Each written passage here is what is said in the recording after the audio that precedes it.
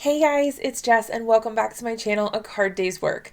If you'd like to learn how to make 4 clean and simple cards using just 3 pieces of cardstock, a handful of ink pads, and 1 stamp set, this video is for you. Let's get started. Today's video focuses on a super easy technique called ink swiping. This is literally where you take an ink pad and you swipe it directly onto a piece of cardstock or whatever surface you're working on, and to transfer the ink directly to that surface. Some people also call this direct to paper inking.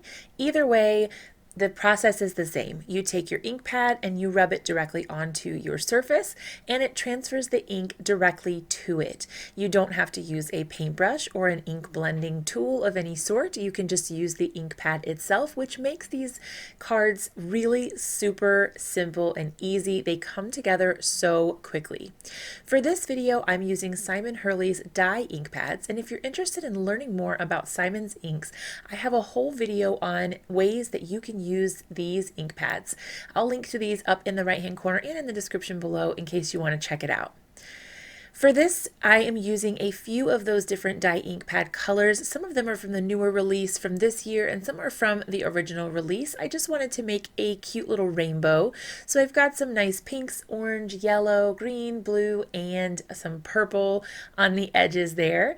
And once I got all of my ink swiping done, I pulled out my background stamp. This is absolutely optional and you don't have to do this. I didn't count this as one of my stamp sets here because you don't have to add this. You can absolutely leave it as is with just the ink swiping and it looks perfect. I wanted to kind of step it up a little bit and do some ink lifting or resisting. I think this is kind of like a watercolor resist effect where you just spritz water onto the stamp itself and then lay your background onto the card or onto the stamp, I should say. Lay your cardstock onto the stamp and leave it there for just a minute so that it has time to soak up that water. And these are water reactive inks, so they do lift the color when you pull that off. That lightening sort of intensifies as it dries, and I really like the effect that that gives. Again, this is totally optional, but I wanted to show that it was an option in case you did want to add a little more oomph or pizzazz to these cards, but absolutely these can be left as is with just your ink swiping and they will look amazing. Here is another color palette option that you could do. And the cool thing about this is you can make these different every time or kind of go with the same sort of feel or vibe. And just changing up the colors or even the order or arrangement of those colors can really make a big difference in how your card looks. So I'm using mostly pink and purple here and just kind of going over them with the different shades to get a nice array of colors here. Again, once I was finished with my ink smushing, I decided to use that same exact background stamp. Again, this is totally optional, but I used it just with some black ink and I stamped right over top of my image.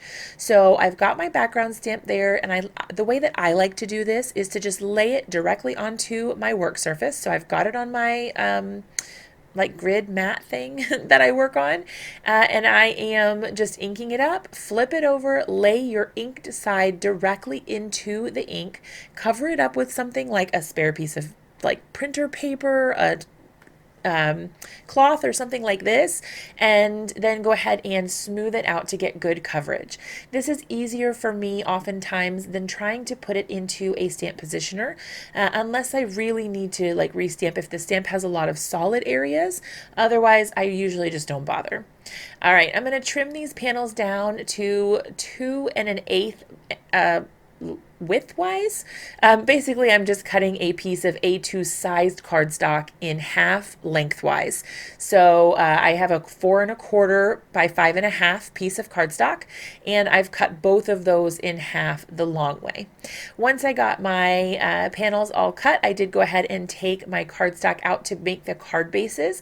This is where the other 2 pieces of cardstock come in, and literally it's just for the card bases. One piece of cardstock got me all 4 of these strips, and then I'll be able to use all 4 of those on my cards. So I've got 1 sheet of cardstock for the strips, and then 2 pieces of cardstock make up all 4 card bases.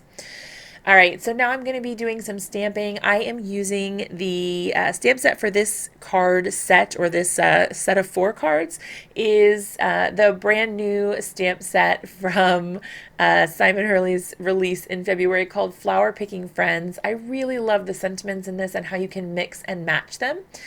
So for the first one, you could see there I went with the sentiment, hello, I made this.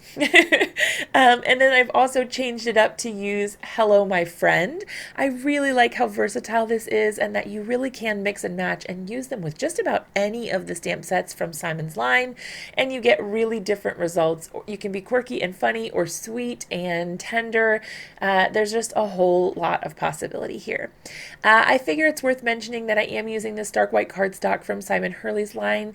This stuff is really sturdy and works perfectly. Really love the quality of it, so I definitely recommend it. All right, so you can see that I have two vertical cards and then 2 horizontal cards. I wanted to change things up and not have 4 that were kind of like exactly the same.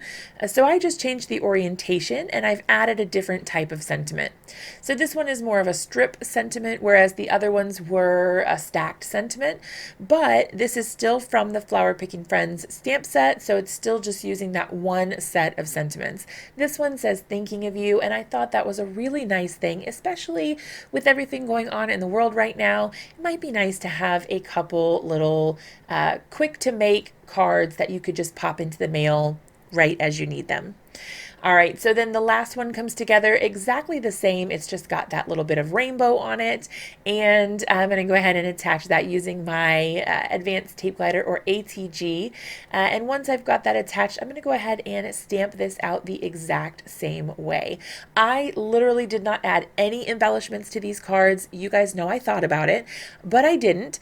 I decided to leave them 100% plain and unadorned so that they really would be clean, simple, and super quick to put together.